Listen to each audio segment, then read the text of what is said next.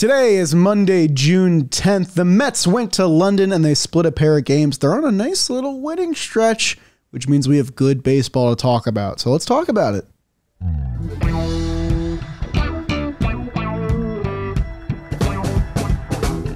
Shea Station, Jerry and Charlie. Shea Station, Jerry and Charlie. Riding through the airwaves, bringing you the heat. Come on, pull up my fans. Now get up out your seat. They're bringing you all things Mets. They're bringing you all things Mets. They're bringing you all things Mets. Now you're listening to Shea Station. It's Mets baseball in it. That's my best British accent. I had 40 seconds to get ready and I didn't deliver. I'm sorry. That's okay.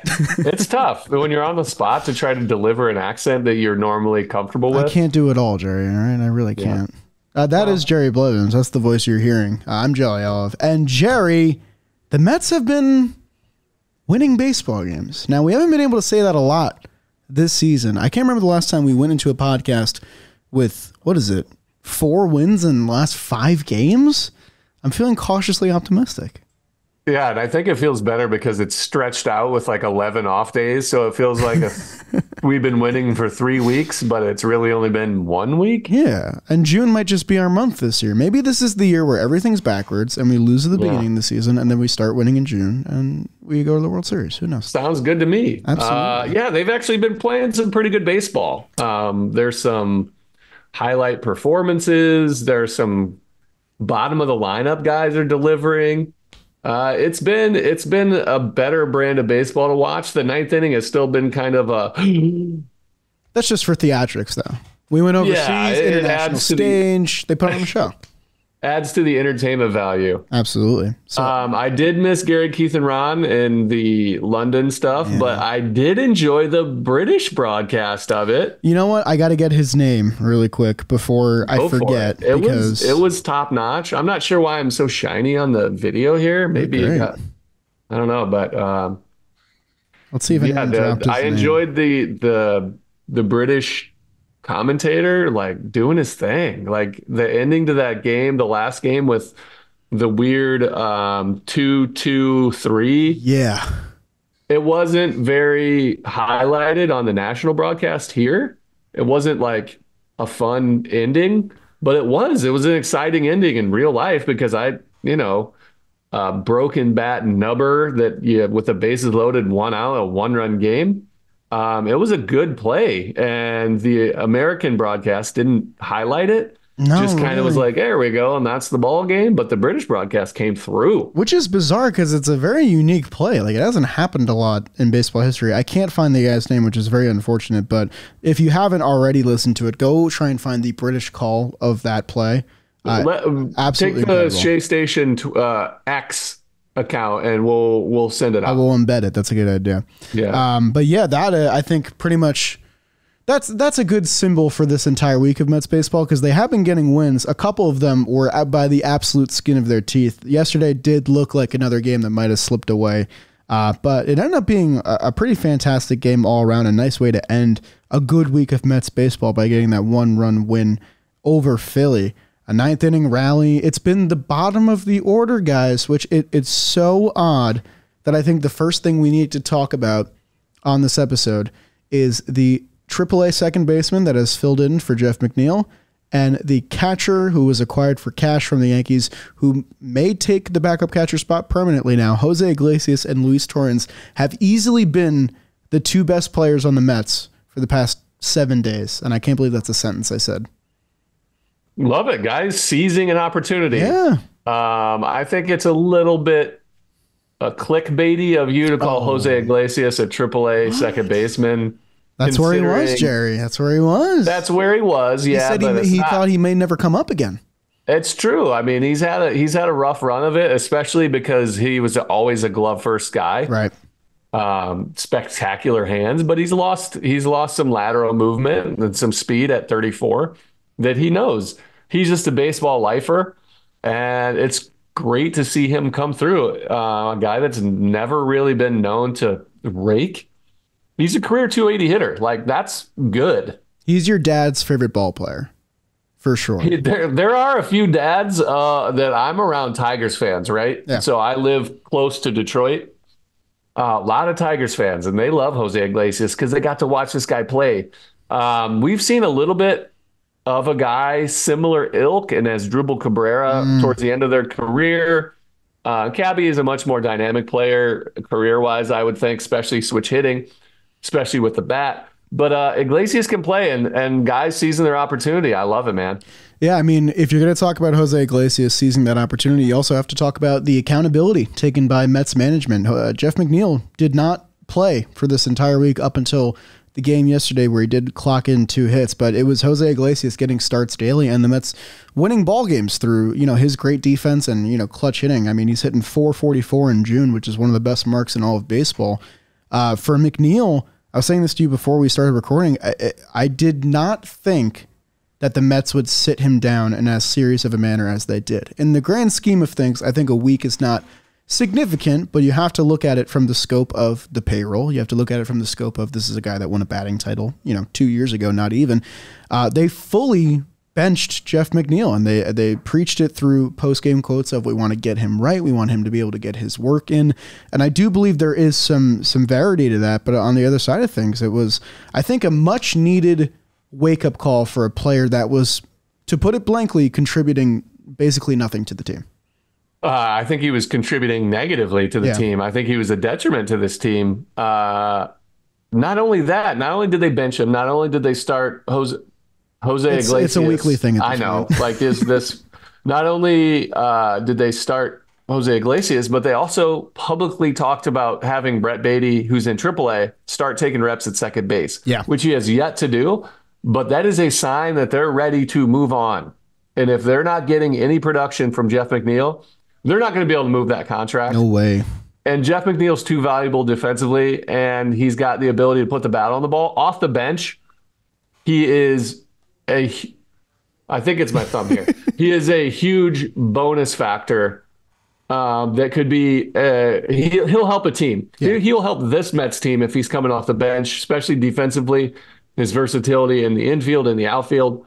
I don't think he's going anywhere. I would be surprised if they moved him because of the contract, but I can see them moving away from him being an everyday player. Yeah, I mean, he fulfills a lot of things you like in a bench player. He can play second, third, both corner outfield positions and play them well. He's a good base runner.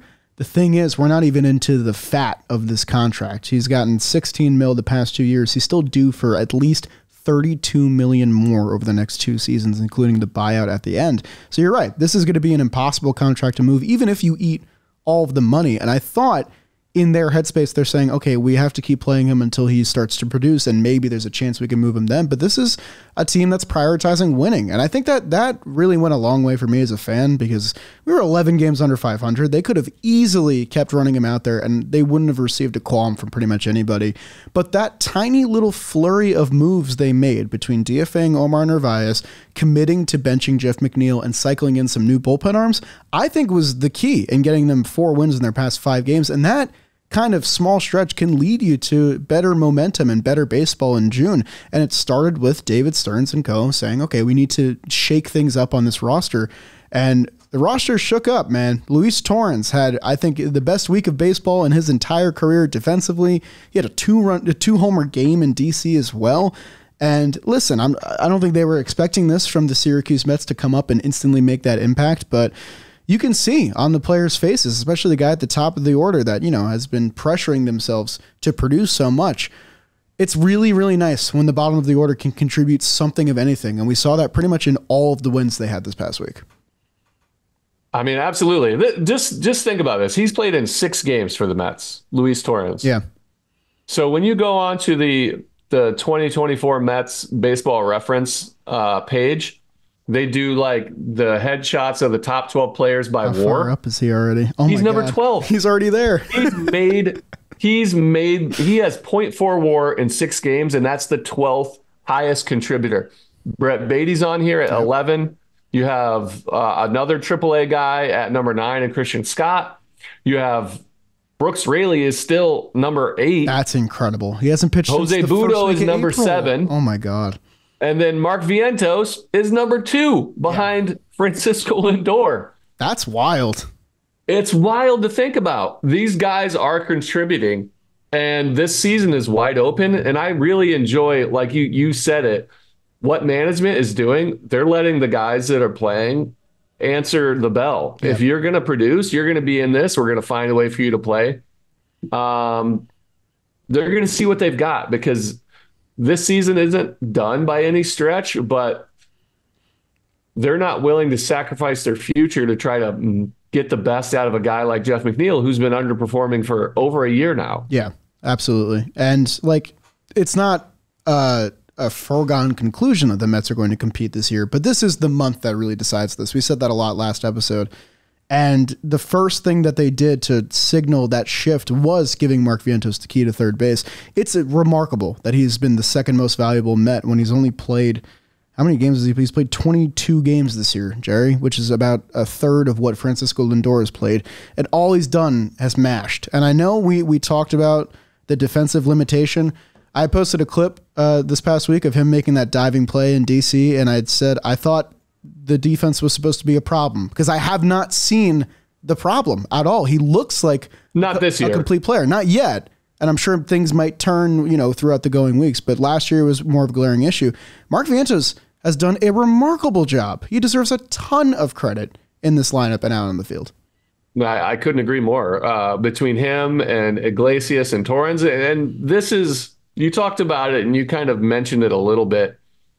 Is Torrens going to be our backup catcher when Francisco Alvarez comes back? Because that would be at the sacrifice. I don't know what Torrens's options are. Can we look that up? Yeah, I can get that info for you. But he might take the job from Tomas Nido, who's done admirably since being called up. It is a shame. He's done a fantastic job. He's been a highlight. But if he gets DFA'd, we'll lose him because of his performance. I think another team will pick him up.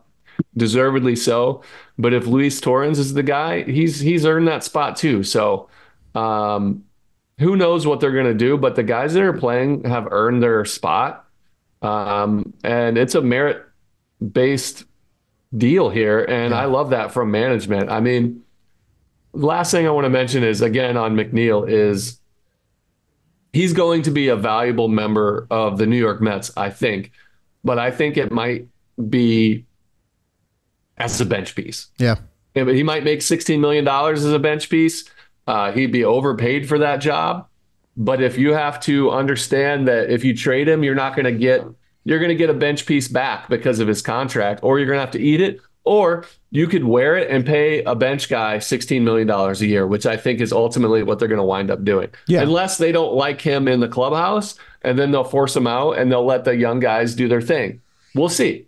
And we've already seen that, like, capital allocation is not an issue for the Mets. Like, if they have a lot of money spent in one area, they have no problem eating it or just using it to whatever advantage they can get. And I do agree, the best version of this Mets offense right now has Jeff McNeil as your fourth outfielder and as your fifth infielder, and that's fine, because I think if he can produce in that facet and you get to keep playing guys like Iglesias and Vientos every day, you should take that advantage. As for options, because you asked me before, only two Mets have an option, DJ Stewart and Mark Vientos. Tomas Nido's out of options, so is Luis Torrens. So it's either going to be one of the catchers gets DFA'd, which is the most likely scenario, or they could send down Stewart. I know Torrens has played like a little bit of infield, a little bit of outfield, but he's not really a major league position players at those spots. It's going to have to be one of Nido or Torrens. And I love Nido, but it would be insane to let Torrens go after the week that he's had. Yeah, I don't see them letting DJ Stewart go. He's been fine. He's a power threat, left-handed bat off the bench. Yeah. Yeah, we'll see what they do, but I think they have an idea of what scenario they're going to do. They said that Alvarez could be activated tomorrow. Yeah, same thing with Diaz as well. So they have some moves that are coming up. Yeah, so I mean, these are key pieces coming up and contributing. But at least they've been playing good baseball, watchable baseball, hustling. They really haven't done anything except for implode on the back end of the bullpen in victories, what could be victories, that is really disappointing. And I don't think that's for lack of effort. I think that's just guys in an uncomfortable situation trying to do something that they're not either ready for or capable of doing. Outside of that, they've been playing hard, and I appreciate what this team has done. It might not be enough to make the playoffs. It might be. We'll see. But at least there's some hope, in the future that if they continue to play like this, if they get contributions from guys like they're getting, that Pete Alonso has another gear, that Francisco Lindor has been playing really well. Yeah. I think JD Martinez has another gear. I think Brandon Nimmo has room to improve as well. There's still hope out there. Definitely. And the crazy thing is that I saw this stat. I could not believe it. And it might have something to do with bullpen implosions late in games. The Mets have now won 6 games when trailing in the 9th inning or later this season, and that's the most in MLB. They basically have the most late game come from behind wins of any team in baseball, and they can't out-hit their bullpen forever, and that's why the return of Diaz, hypothetically tomorrow, if that is the case, is going to be the most important thing for me. If he can come back and stabilize the head of the bullpen, and you have Drew Smith back pitching well, who, he did pitch well yesterday as well, it changes the entire outlook of this month for the team. If they can get a stable 9th inning reliever. I cannot remember the last time we've had a clean 9th inning in a win other than the Severino game where we were up 9 runs to begin with. If he can contribute that, I think this team has a real shot to turn things around in June. But it starts with Edwin Diaz. I agree. They're real. Well, he's not the number one factor. Another factor is is Quintana going to turn it around? Because he looks absolutely terrible, and I can't figure out what it is that he's doing differently, and I think that's what he's also struggling with, because he's not afraid to make adjustments. Yeah. So I'm not sure what the answer is. I think Minaya is better than what he's shown lately. I think Marte's age has finally started to show up significantly on defense. I think that ball we should talk about that ball. That was bad. He should have caught that ball. Really, he should have been there. He's done pretty well at the plate. I think he's learned when to attack offensively, but he's definitely lost a step, and he's lost a little bit of his aggressiveness when it comes to getting those in between balls. So I think Minaya has pitched all right. You mentioned it before we hopped on, but Adrian Hauser's been great since the move to the bullpen. Turned his season around. He stays there. Yeah. I don't think he's earned another spot, especially with Christian Scott pitching well in AAA and deserving to come back. Yeah, I mean, this is just another. They just did it with the offense, where they basically retooled and reconfigured the lineup, and it worked. And I think they're facing this with the pitching staff as well. I think he solved a problem by essentially fixing Hauser by making him a long reliever. He has been truly terrific, and I think it doesn't get stated enough, because usually he's just eating up innings in games that the Mets are losing, but that's important for preserving your bullpen in the long run. In terms of the staff as a whole, in my opinion, and maybe it's because I've seen them do it enough, I think I'm good on the Jose Quintana experiment. I think his contract is running out. I think there's no reason for a contending team to trade for him right now, unless they are that desperate for innings. But even at that, he's not giving you innings. He's only pitching into the 4th inning because he's getting hit so hard. He has the 10th worst ERA among qualified starters in MLB right now. And it's frustrating because I know that Christian Scott and Jose Butto could be pitching quality innings for this team right now. And I think they have to be thinking about that as well. I think definitely Christian Scott is big league worthy. I think Butto's definitely worth giving an extended look again. Yeah. He showed another couple bumps in the road with his performances, but I disagree as far as a contending team not wanting to trade for Quintana. I think especially now, if they see something they can tweak with him, he's healthy.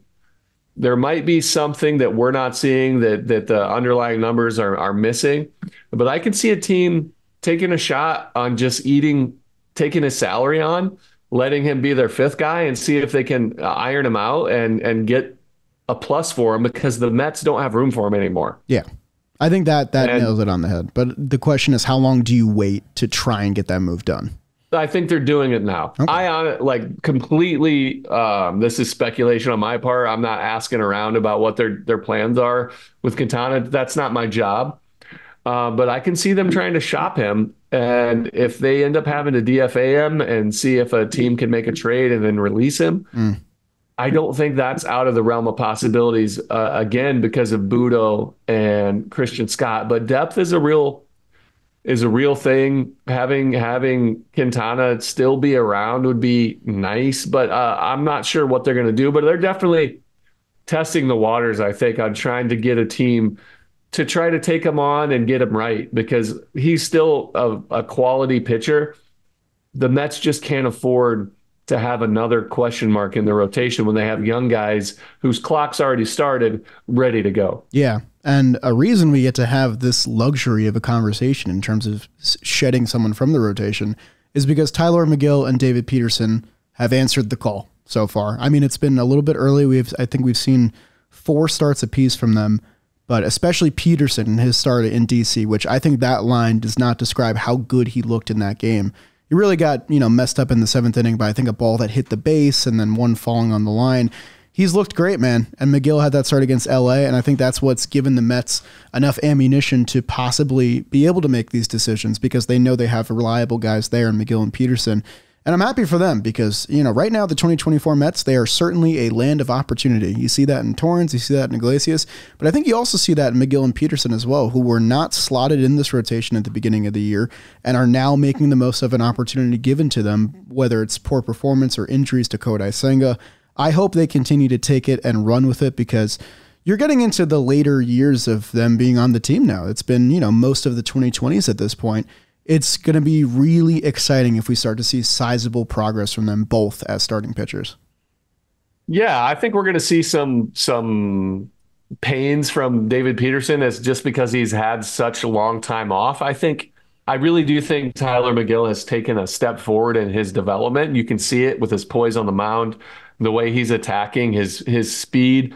I think the pitch clock woes for him are behind him, because that was playing a factor into last year. I believe in both of these guys being a part of the future. With Senga on the horizon too, post All-Star break, it seems they're going to have to make some room out here. And I like what I see out of those guys. I want to get a quick shout out to Danny Young, who's looked incredible. He's funky. From the left side. I like him. Again, it's a very small sample size. Guys don't really have any video on him, any recognition of who he is. But he's come up and he's stepped up in big spots, and he's done nothing but pitch really well. Yeah. So I like what I've seen from him. He's definitely a crafty, funky lefty. Fun to watch, especially that sweeper that he throws. He got a big out in yesterday's game, I think, with the bases loaded and 2 outs, where the Phillies really could have blown it open and ran away. They were already at a 3-0 lead. He gets the out there. The Mets come back to tie it. I actually want to talk a little bit about the bullpen management in yesterday's game. I thought it was a little questionable, in my opinion, because we had a fully rested Penn. You had Hauser's long outings giving these guys relief plus the days off. And it looked like the Mets were kind of stretching for outs, which I thought was interesting. They had Daniel Nunez get 4 outs. He was solid. They pushed him to start the following inning to get a 5th out. And that was sort of a scenario where some people pointed out the righty-lefty rule, the 3-out minimum rule. But it was basically a choice between, do you have Nunez face David Dahl, or do you bring in a new pitcher in Jake Diekman to face the righty in Edmundo Sosa? The Mets picked their poison. They got beat, and that could have been a game-altering decision if not for their 9th inning rally. Between that and Reed Garrett getting put out there for the 9th inning, which I also thought was a little peculiar, it felt like just kind of unnecessary moves, in my opinion. But all's well that ends well, I guess, when you come away with the victory there. Yeah, I don't mind the Diekman move, because that's what they need him to be if they're going to be successful. What would your move have been in the 9th, not going to Reed Garrett there? I would have given you went straight to Drew Smith the clean inning. And I think it was out of to preserve Smith and maybe not put him in that huge spot.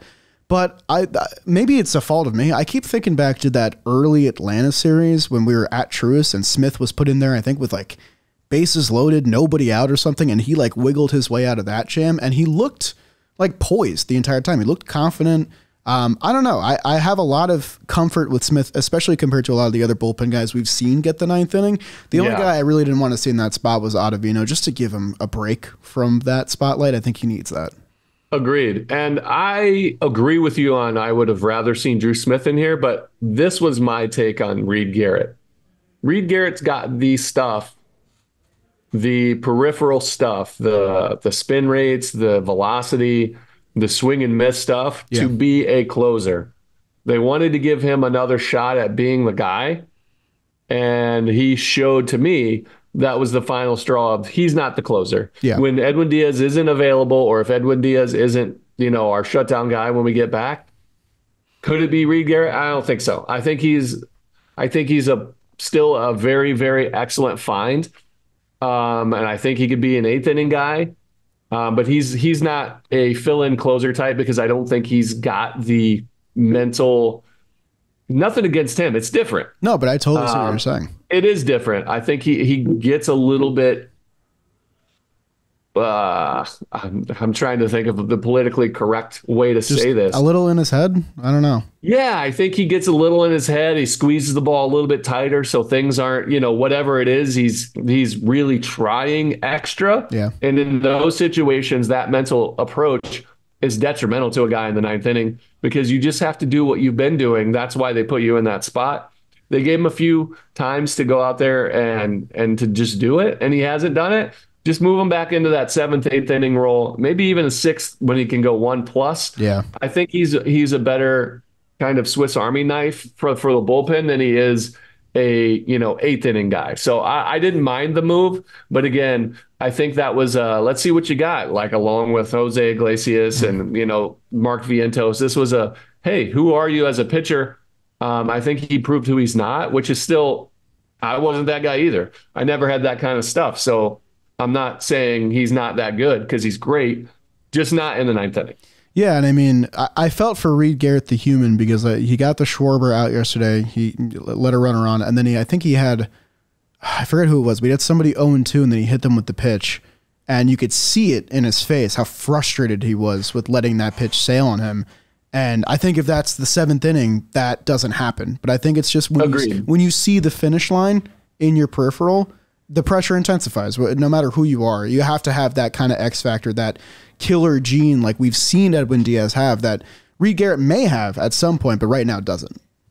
Yeah, and I think, again, feeling like you have to execute makes you not execute. Yeah. Because you're worried about too many things and you try too hard to make it nasty, and we see what happens. And so, again, I think Reed Garrett will be great for this team, just not a fill-in closer. Absolutely. Yeah, so we saw some great performances in London. Game one was kind of just a little bit of a sleeper. There was the Marte dropped ball. You can't even say dropped. He didn't get there to try and catch it. I think that was the difference in the game, to be honest. Yes. I think that was. And you look at this from an outside scope and you say, oh, they lost the game where the best pitcher in baseball is pitching. Okay, and then they won the next one.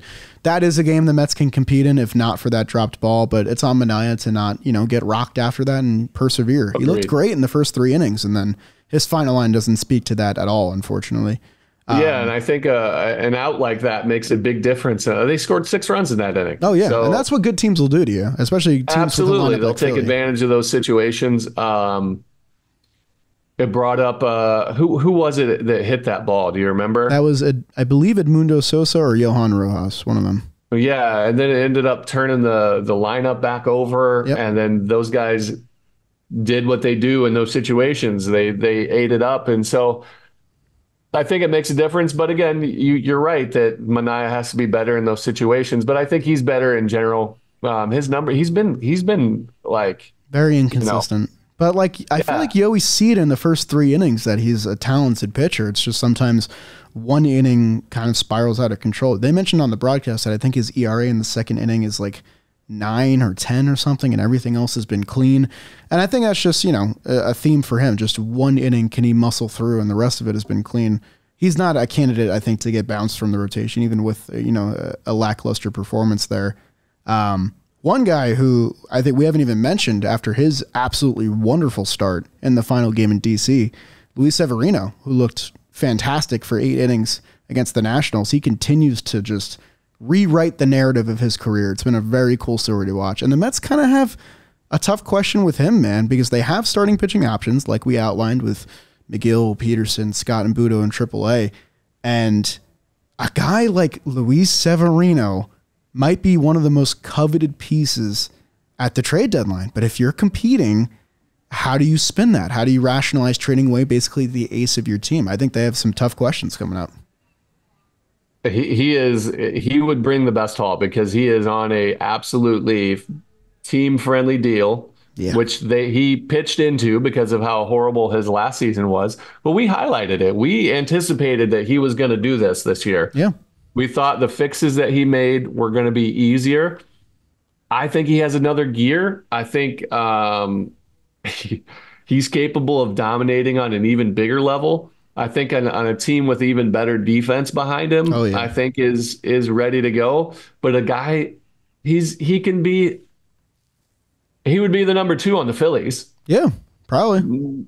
I think maybe behind Ranger Suarez, but I think his ceiling, his consistency, his track record. He's a number 2 on a World Series team. I think we're talking about in division, but pair him and Max Fried together would be an awesome combo. Let's not trade him in the division, Jerry. I'm just saying on teams that are like that good, right. He's going to slot in to the number 2 spot. Him, Chris Sale, and Max Fried. On the Dodgers side, I could see them trading him to the Dodgers for a year. I could also see them offering him a multi-year deal now. That's where I'm at a little bit. I think that would be a sneaky move by the Mets if they say, hey, we're going to be better next year. We're going to have a lot of we're going to go hard after Soto. Yep. We're going to try to get guys. And I think you can get Luis Severino because he's still an injury risk. Yeah. So I think you can get him cheaper than you could a Corbin Burns. Absolutely. To pair with Senga, I think that's a really good 1-2 punch in the depending on how deep you're trying to offer him. He's still a pretty young guy. He's only 30, so you give him a 3-year deal with a player option. I don't know. I don't know what the deal would be, but I think if you offered him a guaranteed contract for multiple years, considering how free agency went last year for the starting pitchers, I think you might be able to find something sneaky. So I'm interested to see. And I'm holding out hope that David Stearns pulls one of those where they lock him up to a multi-year. I mean, if you've cracked the code with somebody, it's hard to part with them, even if the price that you're selling them for is high. I think there's 2 things you got to remember with Severino. One is that a big, huge reason why he signed on with the Mets, because he had other suitors for a 1-year deal, is that he likes playing in New York. And I'm not sure with how brilliant the Yankees rotation has been and how under control all of those guys are, that he'll have a chance to go back to the Yankees, even if it would tug at the heartstrings of Yankees fans. 2 is the fact that next year's free agent class, like you mentioned, is talented, but top heavy. Corbin Burns, Max Fried, Blake Snell, Justin Verlander. Those are your, ace caliber guys. Under that, Shane Bieber I didn't mention as well. He's there. Under that is a lot of depth pieces, not impact guys that I think you can get the same enrichment that you've gotten from Luis Severino. And there are guys that I think are locks to be traded from the Mets, even if they are competing, because it just makes sense. And Severino was under that billing for me, but maybe they do feel that attachment of like, well, we cracked a code with him and we know that he's pitching above his worth now. Why don't we try and keep him around? Because you never have enough starting pitching. And I think that's clearly outlined with pretty much any MLB team competing or not. These are the only 2 outcomes I can see happening that make sense. They either trade him for a great package because he's gonna be one of the top guys because of the things we mentioned, or they sign him to a multi-year. I don't think they keep him around because ultimately they need room in this rotation for those young guys that we mentioned. Quintana's going to be harder to move. You're probably not going to get that big of a haul. Might be a salary dump. Maybe you have to eat some of that. But Severino is going to fetch you some nice pieces. So I think his most value to this team is either long-term or in a trade. So I think those are truly the only 2 options. Even if the Mets are competing, I think he is on the move regardless, which is kind of crazy. It is. It is crazy to think. But, we're 28-36 even with all the winning. There's still a ways to go for the New York Mets. They do welcome Miami into town for a home game, or a homestand, 6-game homestand, Miami and San Diego, and then a road trip to Texas and Chicago. They have a slate against teams that are hovering around 500, hovering around competing after Miami, that I think will really tell us what direction the team is heading in. This upcoming 3-game slate, I'm excited to watch all the Mets pitchers that are going. Tyler McGill, David Peterson, Luis Severino. And I'm hoping they can get a little bit of revenge. They went to Miami. They kind of slept walk through that series. I thought they were lucky to come away with even one win there. I think you're a different team now. You've reshaped yourself. You've retooled. You've held some players accountable. Go out there and win some ball games against the club you should definitely beat, especially if you're sweeping the Nationals, who are better than the Marlins. Agreed, 100%. I think these are games that you have to win series. They're set up to do so. Luzardo's had a down season, but I think he's very, very good, especially as a lefty. I'm thinking big picture here. This team is 3 games out of the wild card. That's insane. And the teams Jerry. in front of them are the Washington Nationals, who I think the Mets are better than. They're performing nice. They're a good little ball club, but I don't think they're on the same level. The Diamondbacks, who I think this is more closer to who they actually are than the team that made a run to the World Series. The Pirates, who they have a great rotation, but I don't think they're consistent offensively enough. And the Cardinals. Old. It's right there for you. Then you've got the Giants, who are a solid team. The Reds are back in the mix too. I didn't notice that. Wow. Yeah, I think the Giants and the Mets are very similar in what they bring to the table as far as a team goes. You've got the Reds that are a lot like the Nationals on who they are. I think their pitching's better. Their offense has underperformed. Then who the hell are the Cubs? I have no idea. Nobody knows. And then the Padres have been known to fall off a cliff, and they're behind the Braves. So it's a mess. It's Jared. open. It's open. But I think Severino's either a multi-year deal or he's on the move. So I think they're going to start discussing that soon with him, figuring out what he's capable of doing, what he's looking and willing to do. We'll see. But outside of that, who are the other guys you think are on the trading block here? Let's we'll take a quick look here. I mean, obviously you have your core guys that are not movable. I think maybe our next episode we dive into that a little deeper. But give me your guys real quick. Off the top is Harrison Bader, because he's been playing exceptionally well, and center field is a position the Mets can field without Bader, even though it'd be nice to keep him around for certain. Marte, if he continues to hit, I think the Mets could entertain that possibility. The legs are not there anymore. We've seen that day in and day out. He's got 2 years left on that deal. If you eat a ton of money, maybe. I don't see it personally happening, but I think if there is an avenue for it to happen, the Mets will make that happen. I can guarantee that. And then on the pitching side of things, Manaea's contract is weird. He still has the option for next year. I don't think he would opt out, considering where he's at right now. So I'm not sure they would move him. The biggest one is Severino, and you want to tiptoe around that because, like, damn, he's been really good, but also, like, that's probably the best starting pitcher on the market at this year's trade deadline. And the thing that hurts is that the teams that make the most sense for him, in my opinion, are all in front of us in the wildcard standings right now. The Giants desperately need a third starter. The Cubs desperately need innings from their rotation. The Reds need a pitcher as well. Those are the teams that have prospect capital and make sense to get Sevy. But if you trade Sevy to one of those teams, you're essentially waving a white flag on the season. And I think the next 2 weeks. I disagree with that. I disagree with Sevy. I don't think you're waving a white flag. I honestly think it's hard to explain. I think it's easy because he brings the most value there. It allows a guy like Christian Scott to get into that rotation regularly. Yeah, it's true.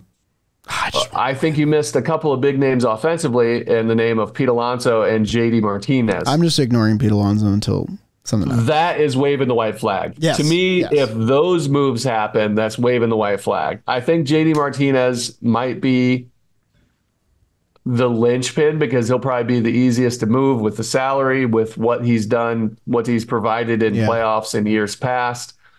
But you can have a guy DH, you can put Vientos into that spot or whatever the case may be. But to me, it's Pete Alonso and JD Martinez are the two offensive guys that are white flag waving. If they completely collapse, you'll see those guys go. He's got to start going though. You know, for in my opinion, for it to be worth it to trade Pete Alonso, he's got to be having a contract year type year, and right now he just isn't. He's playing Pete Alonso baseball. He's hitting home runs, but he's not having a monster contract year that I totally thought he would. We're going deeper than what I wanted, and I think what we were talking about, but I don't think he has to have a year to have value because he's always got those streaks in him. Teams value it. They're going to get something or they're going to get nothing. Well, here's what I'll say, Jerry. If they win a series against the Marlins, hell, if they sweep the Marlins, and then they win a series against the Padres, who are one of the wildcard teams, you're suddenly creeping up on one game out of a playoff spot as a very real possibility. Agreed. And then all of this goes out the window. Who is the best player on the San Diego Padres? Right now, it's Jurickson Profar. That's bonkers. It's so wild. I agree. That's what I was gonna say. This guy's mashing. They don't know what to do. But that's another guy they could trade. By the way, if you want to start that topic for another team, that's what I mean. Makes a ton of sense to trade him, but they won't. But if I'm trading for guys, I know his contract's lower, but I'm not expecting to get the same value of return on a Jurickson Profar. If I trade for him, I don't think he's going to do the same thing. It's all about the market, though. It's all about that market. If I trade for Pete Alonso, I'm expecting, 20 homers down the stretch for me. The Angels didn't trade Ohtani. How'd that go for them? Yeah, it didn't go well. You know what I mean? He's kind of our Ohtani. I know he's not same level, but I see what you mean, though, to a lesser extent. Yeah. You're going to get value for him, and you can always sign him in the offseason. I'm really glad David Stearns is here. That's what I'll say about this year's deadline. I'm glad that he has to make those decisions, and we don't. If someone's making those decisions, I'm glad it's him and not. That's why I have. So first of all, again, Carlos Mendoza, I think, is an incredible sign. I love everything I've seen from him. I know there's some questions on bullpen and stuff, sure, but I like the long-term possibilities of what Carlos Mendoza brings. David Stearns is the same. Yeah. This guy has shown. Benching McNeil was a huge sign to me, among 1,000 other signs, that this guy cares about the New York Mets. He doesn't only care about payroll. He doesn't only care about trying to get something out of what you have. He's willing to bench what was supposed to be one of the key pieces to this team that's not been that, to show that he brought in Vientos to play. Let's see what you got. I like what I've seen. I expect him to get creative if we need to be. I expect him to find some ways to bring in value for this Mets team. And if they're chasing, are they going to go get a guy? I don't know if it makes sense. I don't know. I think there's no way they buy, if I'm being honest. There's no way they buy. Well, what if they don't think like a guy like Acuna is a real prospect? They think his name value. That's what I mean. They're evaluating their own players too, because they're new. If they don't think he's the guy, they can get something better in their view. Like, I'm a wait and see on prospects. If you can trade for a guy, I don't know.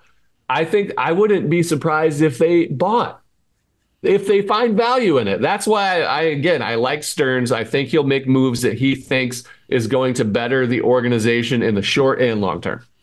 What I'm excited for is the fact that a month from now, we'll get to know the answers to all these questions, and the fact that we'll be invested in it is enough for me to keep watching every night. You know what I mean? Like, this could have been a foregone conclusion, and it's not. There's an ongoing mystery about what this team is going to be a month from now. I'm excited for some baseball here for the New York Mets. I can't believe they don't play again tonight. That stinks. I know it hurt my fantasy team because I am too heavy loaded on Mets, shockingly, and they just didn't play enough this last week. They played 5 games in like 8 days. Yeah, it's brutal. Anyway, I have to run. I got a little good episode. I got some pitching coach with my nephew. Wow. Got to go help him out. Part-time host, part-time coach. Jerry, thank you for joining us. Thank you for listening. If you were listening in your car, on YouTube, wherever it was, make sure you leave us a rating, subscribe to a YouTube channel, all that good stuff. Hopefully we get to recap more wins at the end. Appreciate you. Let's go Mets. Let's go Mets.